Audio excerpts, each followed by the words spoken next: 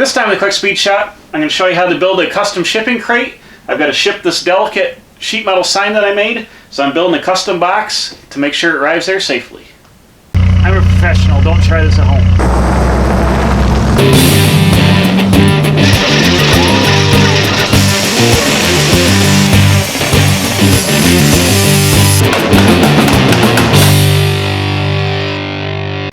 Alright, so what we're going to start off with is a sheet of 7/16 OSB plywood. I've cut it down to my dimensions, which are 4 foot by 5 foot long. And the tools I'm going to use are my 1/4 inch impact drive with a Torx 25 T25 Torx socket. I've got some number 8 by 1.25 inch deck screws here. Then I've got number 9 by 2.5 inch screws, circular saw, tape measure, and a straight edge and a pencil, and that should be, and some glue. That should be all we need to build this custom crate. There's some of my bottom timbers here. I'm using some 4x4s. I don't believe they're treated. I think they are just regular timber I got off another pallet. And I've marked out where I want these to go. They're a little shorter than the 5 foot dimension. They're about 4.5 feet long, but that'll be alright with a little bit of overhang here. So what I want to do is I'm going to put a little bit of glue on this, and I'm going to glue them down. Then we're going to screw them from the back side, and then flip this over and run some screws down and make a good solid foundation where forks can come under here with a fork truck. Got a little bit of Tight Bond premium wood glue here. I'm just going to squeeze a little, whoa, throwing it everywhere. Squeeze a little bit out onto the timber like this. Just a little dab will do you. And go ahead and roll this right over here like so. I'm just going to take a couple of these 1.25 inch screws and run it up in here just to hold it, and I'll flip it over.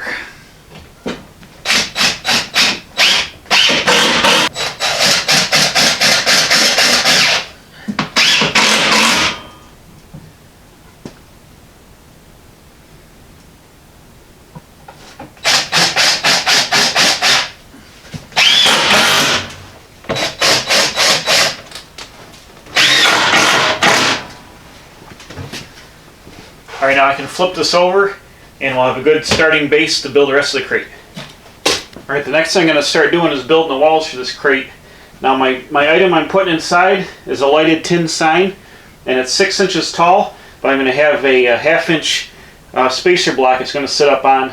But I also want some room in case the lid gets pushed on. I'm going to make the box about 11 inches tall on the structure, and then the OSB 7/16 will be almost an inch, so it'll be about 12 inches thick altogether. So what I've done is I've taken some 2x4s, cut them out to 4 foot, and we're going to make a 2x4 wall like this on both ends and down the sides.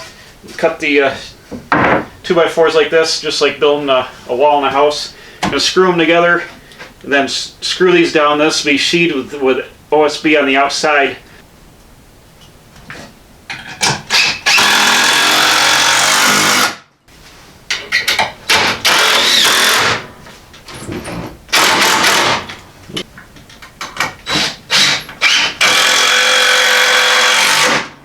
There's one, and then this will screw to the OSB from the bottom. I'll probably put some glue on the bottom to help hold it extra strong. Screw this up tight. But this will be super, you're not going to crush that.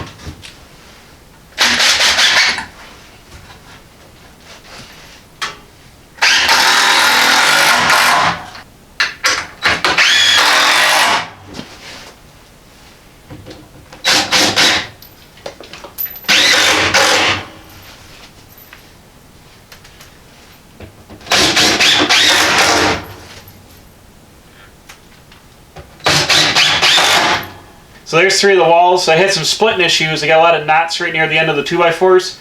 So I went down to 1 screw per vertical section here. And I've used wood glue as well. So I've got wood glue and 1 screw. And then I've also glued them down to the plywood all the way around. So the thing is going to be totally glued and screwed together. Then toe-nailed the sidewalls to there. So this will be way more than plenty strong. Alright, bam, check it out. Got the box all built. And the next thing to do is cut the OSB to skin the sides of this. I'm going to overlap it on the sides here, which will tie all this together. I'm probably not going to glue it, just going to hit up some screws and put it on here. But this thing looks super awesome. It's going to be entirely super rugged and way more sturdy than it needs to be. But you know, when you're shipping delicate stuff, you want it to be better safe than sorry.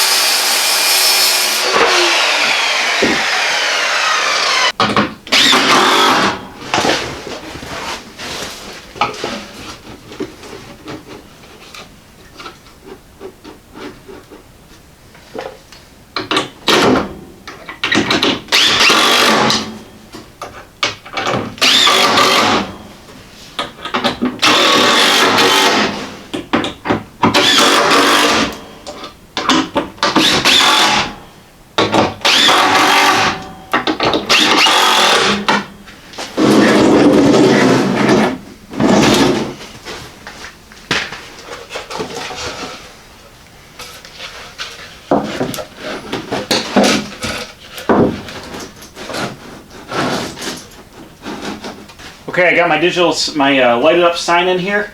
I've actually went and I've added some strapping. This is 1 by 4 1/2-inch thick, and I've screwed it right into the skids below. And then I've used my mounting tabs for this sign, and I've screwed down into here. So the sign is mounted good. I've wrapped it in this foam, and I've just got to go and tape some of this up and secure the rest of it. There's a couple of boxes, like the box of the lamps. I'm going to secure that down in here. And then I've got another piece of sign I'm going to screw down to this part here. I'm just getting everything locked in. I'm going to put some extra foam around it. But the sign, since it's screwed right to the crate and it floats off the floor on these, in case anything damages the bottom, like a fork on a skid on a fork truck, you know, pushes up on this and won't hit the sign. These are resting right on the main skid, so it should protect it from the bottom and give it a nice 1/2-inch gap. And I've also got this gap to the top, so when I get ready, I'm going to add another member with a foot sitting down here to hold the top up so this thing can't get crushed. I've got like 4 inches of clearance in case the top gets some top load on it, which it shouldn't. I'm going to mark it to ship as no top load. But this is going to be super secure. When the thing is in here, the tabs are welded right to the sign so the sign can't go anywhere. Okay, second to last step right here. I've got the sign completely mounted. I've made my center support to keep the lid from caving in. It's got a foot that pushes down on the skid so the top can't be crushed. I've got my lamp box. I made a little wooden strap and secured it into the wall, and it's sitting on wood so it can't move, and I've got foam so it can't slide out of there. I got extra foam pressed under here. I've taken the cord and used a little piece of EMT conduit strap and strapped that down to the crate, so everything is locked in good. They can't move, and nothing should rub and nothing should bounce loose. So the final step is to get the last sheet of plywood and put it on here. And when I screw it down, I mark all the fasteners with red markers so you know which ones to take out once it's on there. Obviously you don't glue it down because you want the top to come off. And this isn't glued down because you want that to come out to get the piece out. So this should be a super strong crate, and it should be able to withstand anything that comes at it.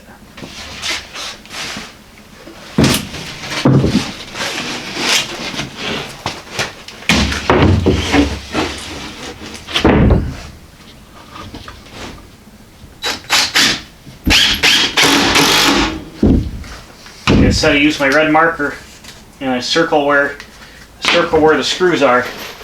That way when you go to open it up, you don't have to play hide and seek with the fasteners.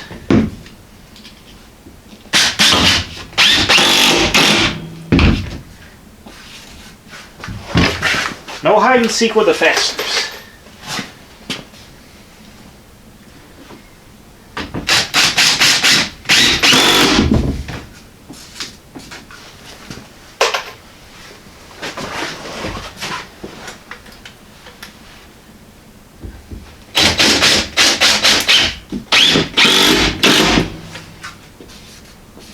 So you get the idea there. I'm just going to go around the rest, put some more screws in, probably about every 18 inches or so. Then a couple down the center on this brace, but this box is ready to ship.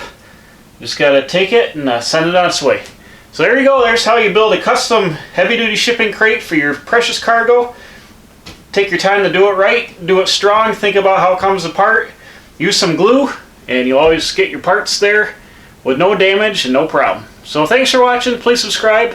I'm putting out new videos every Wednesday and Saturday. Hit the bell for alerts, tell your friends, and we'll see you right back here at the Quick Speed Shop, where sometimes we do things different, like building shipping crates, but most times it's hot rod builds, junkyards, Jeeps, tool reviews, whatever else is going on here at the Quick Speed Shop.